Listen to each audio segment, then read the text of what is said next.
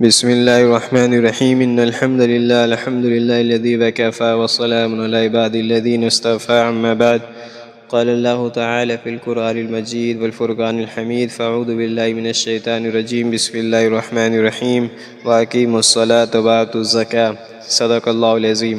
زکوٰۃ اسلام کے 5 بنیادی ارکان میں سے ایک اہم رکن ہے۔ یہ محض مالی عبادت نہیں بلکہ ایک جامع سماجی نظام ہے جو دولت کی تطہیر، دل کی پاکیزگی اور معاشرے میں عدل اور مساوات قائم کرنے کا ذریعہ بنتا ہے۔ قرآن حدیث میں زکوٰۃ کی فرضیت، اس کی فضیلت اور اس کے فوائد کو نہایت واضح انداز میں بیان کیا گیا ہے۔ اللہ تعالیٰ نے قرآن مجید میں متعدد مقامات پر نماز کے ساتھ زکوٰۃ کا ذکر فرمایا ہے، جس سے اس کی عظیم اہمیت واضح ہوتی ہے۔ ارشاد باری تعالیٰ ہے وَأَقِیمُوا الصَّلَاةَ وَآتُوا الزَّکَاةَ، نماز قائم کرو اور زکوٰۃ ادا کرو۔ ایک اور مقام پر فرمایا خُذْ مِنْ أَمْوَالِهِمْ صَدَقَةً تُطَہِّرُهُمْ وَتُزَکِّیہم بِہَا، ان کے مالوں سے صدقہ زکوٰۃ لے لو، اس کے ذریعے تم انہیں پاک اور صاف کر دو۔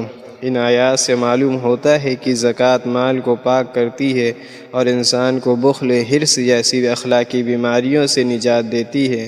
رسول اللہ صلی اللہ علیہ وسلم نے زکوٰۃ کی فرضیت اور اس کے ادائیگی پر خاص تاکید فرمائی۔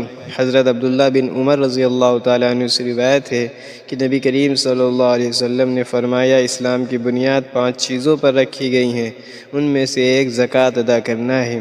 ایک اور حدیث میں آپ نے فرمایا جس مال کی زکوٰۃ ادا کر دی گئی وہ ہلاک ہونے والا نہیں۔ ان حدیث سے واضح ہوتا ہے کہ زکوٰۃ مال کی حفاظت کا ذریعہ ہے اور اس کے عدم ادائیگی اللہ کے عذاب کا سبب بن سکتی ہے۔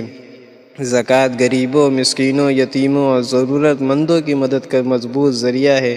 اس سے معاشرے میں محبت، ہمدردی اور بھائی چارے کو فروغ ملتا ہے اور امیر غریب کے درمیان فاصلے کم ہوتے ہیں۔ زکوٰۃ ادا کرنے سے دل میں شکر اور قناعت پیدا ہوتی ہے جبکہ مال میں برکت ہوتی ہے۔ زکوٰۃ ایک عظیم عبادت اور مکمل سماجی نظام ہے جو فرد اور معاشرہ دونوں کی اصلاح کرتی ہے۔